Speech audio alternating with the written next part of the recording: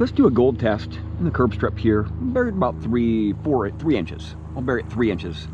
A little gold pendant there and a gold ring. Equinox in the Legend 6-inch coils. So let's dig a hole here. Alright, y'all. See the Equinox over there. I'll show you guys nothing's in there. Let's see what we got here. Go to Park 1. Turn my volume up here so you guys can hear it. A little bit too hot there. 13. 13. I'll go to Park 2. Probably stabilize a little bit here. Right there. I'll go up with my gain here. Not too much. 16.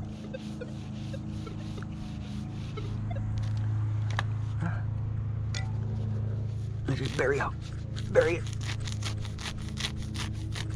And about 3 inches deep. Not 2 inches deep. 2 inches deep. Gold ring first, right there. About 2.5 inches deep. Let's see what we got here.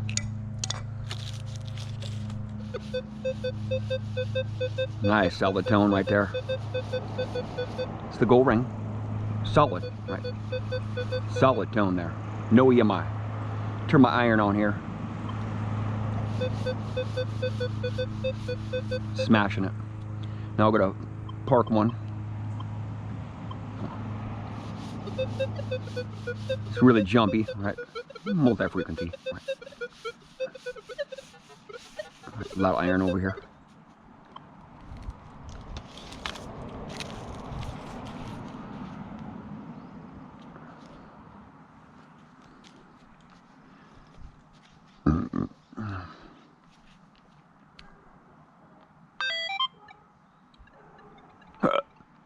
Park 1, field mode. Oh. 1920. Not hitting it very good. Not hit. It's full gain too. Full gain. Now let's go to multi 2.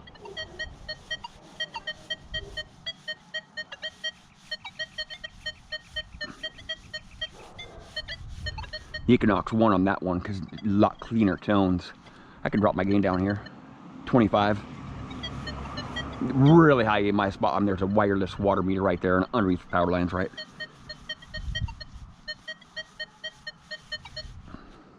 Go down to 23 gain here. Still hitting it pretty solid there. Now I'll go to park mode here. Multi 1. Gain all the way up here. Not hitting it. All right. Not hitting it. 2. Just hitting it in Park 2. Smashing it out in Park 2. Now I'll take that out. Take that ring out. Right there. Put in that jewelry there. I'll try to put a little bit deeper there. A little bit deeper. Right there. Right down the bottom of the hole. See that? Put it down the bottom of the hole there. I don't think either detector's going to hit it. This one here. It's gold jewelry. That's really pushing it through my hot soil there. Multi 2? No. Full gain. It's trying, but it's not doing it. I'll go to field mode here. Multi 2. Full gain. No. Try to ground mounts here. Because it's a little bit deeper, right? No, didn't do any good. Come on, Equinox. Smack this sucker out, man. Come on, baby.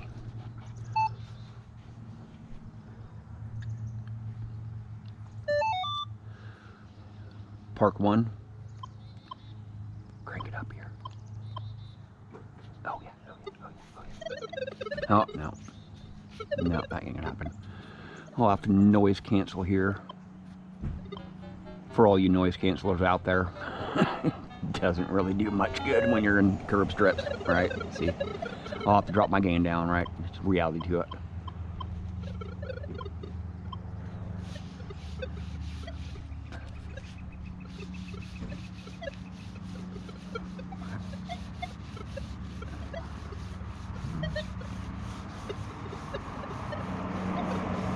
There's a bunch of foil over here too, so.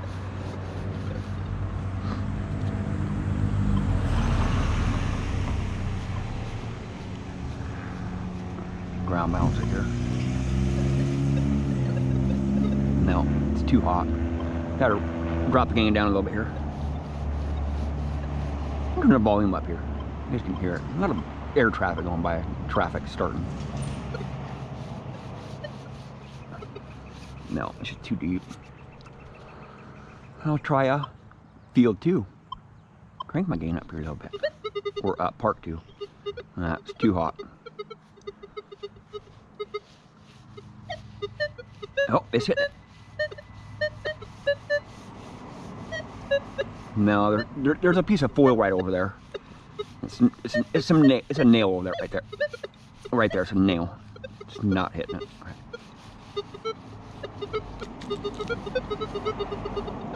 And it's just running unstable. Gotta drop my gain down a little bit here. Now it's becoming unstable again, right?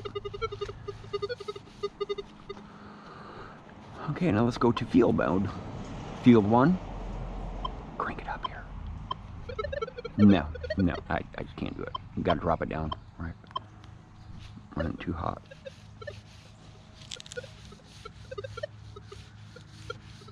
It's trying to hit it right there, just a little bit. Now I'll go to field 2 and I'll ground balance it here. I don't ever ground balance at Equinox, it just messes the whole machine up, right? To my hot soil here, right?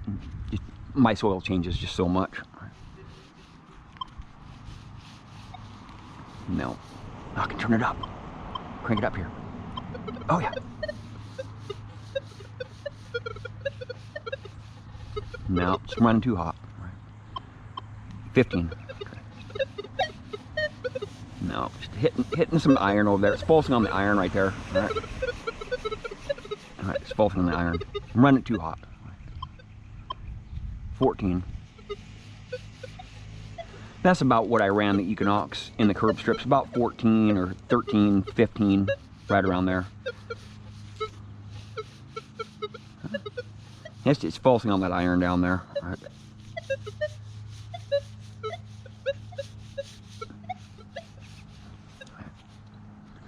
Now let's try a go field program. Let's see if that'll work. Actually, let's go to 40 kilohertz in field program. Turn my iron on here, ground balance it. It's not going to change much. Yeah, 27, it didn't change.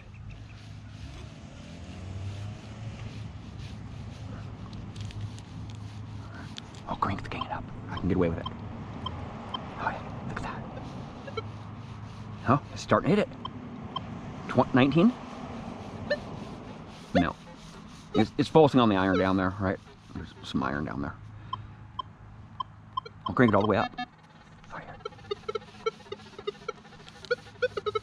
No, I'll dial it back down here. See, it's starting to drift. It drifts when you change settings and stuff. It starts drifting. So I can noise cancel here. For all you cancelers out there who think it really does some good, it doesn't do good.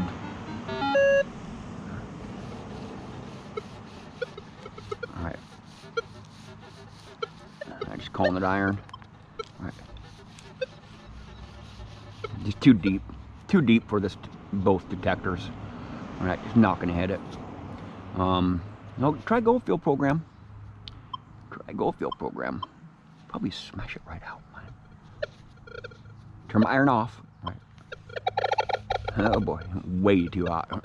23 gain is way too hot for the Goldfield program.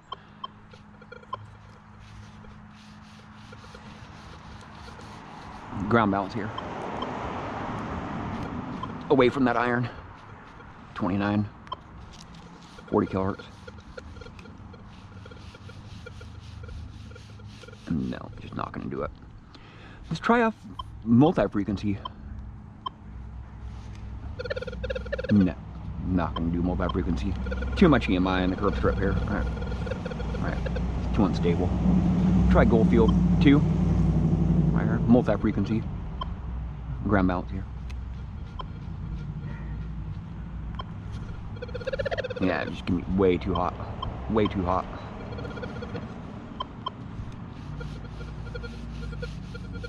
Oh yeah. No. Just want to hit that foil over there. It's a nail down there. Right. Let's try Goldfield on the Legend here.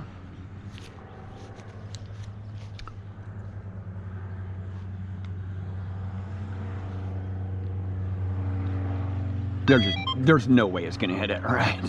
There's just no way, man. 40 kilo, multi-frequency. My iron's off.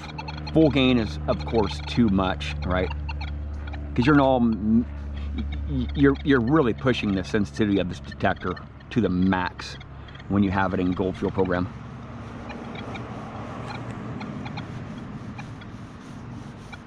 Yeah, it's starting to false on that iron there, right? Yeah, there's just no way.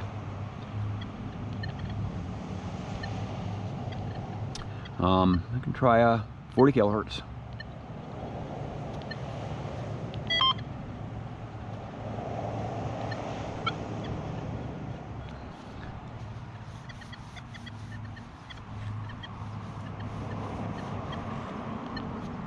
I don't think it's hitting it. Turn my turn my volume up here a little bit. No.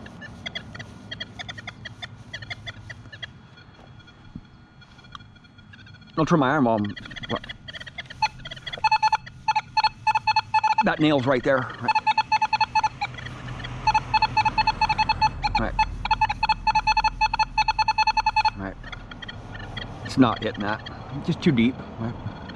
Trying to push the detectors too much there. Well, dig this jewelry right back out. I don't want to leave it in the curb strip, right? You don't want to leave gold behind. Right there, man. Right. I really don't think any detector will be hitting that in the hot soil. You know, it's red clay here. Especially right now. Maybe if I leave it there for a little while, it might hit it, but I really don't want to leave gold in the curb strips, right?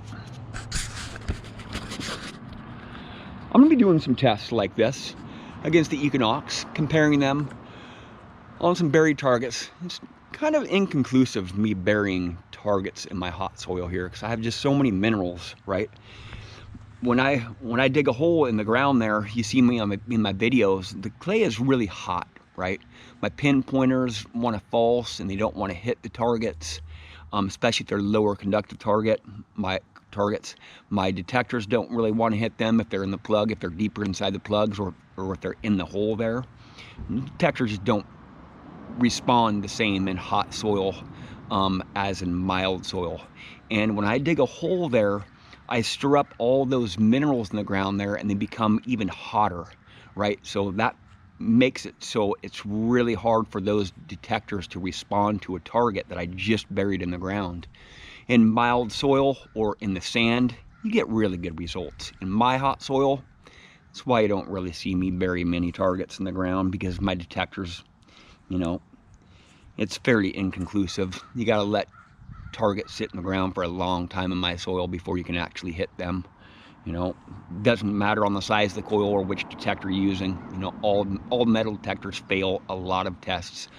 Pretty much all detectors fail depth tests in my soil here if I bury a coin. No matter what size of coil, no matter what kind of settings you have, Goldfield programs, deep programs, 15 or 18-inch coil, a 20-inch coil, you're not gonna hit stuff deep in my soil when you try to bury it. Just red clay, right? Just the nature of the beast, man, right? And just show you. Just dig a hole anywhere here, right? In my curb strip here. Right here is a good spot, right? Just red soil, right? Okay. Red soil. See.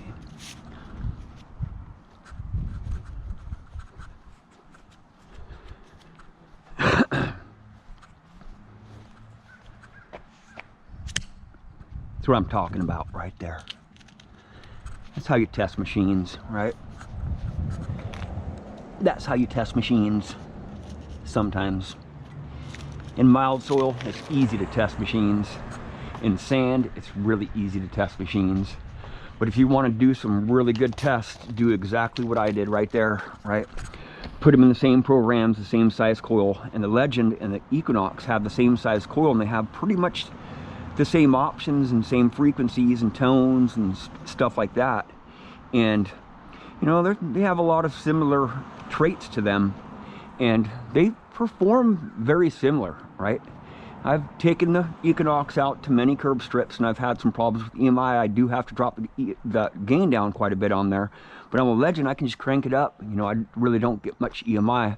I'll encounter some EMI in the curb strips and multi-frequency, but in 15 kilohertz, I can crank it up all the way, just like the Equinox, right? I can take the Equinox and put it in 15 kilohertz and just go all around curb strips, very little EMI. Once in a while, I have to change my frequencies, you know, dial it in a little bit. But which one would I rather be hunting with?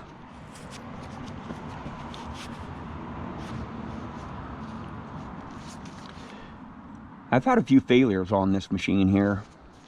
And actually right now I do have a coil ear that's snapped on there. I do have a Nokta, I think I have my Nokta Impact coil screw on there holding this together, because I've broken all of my coil screws for the Equinox already, and my other 11-inch coil's broken. I'm not going to be using that big coil anymore. You know, look at the difference in the size of the coil ears, right? Humongous difference there, right? You're going to have a failure on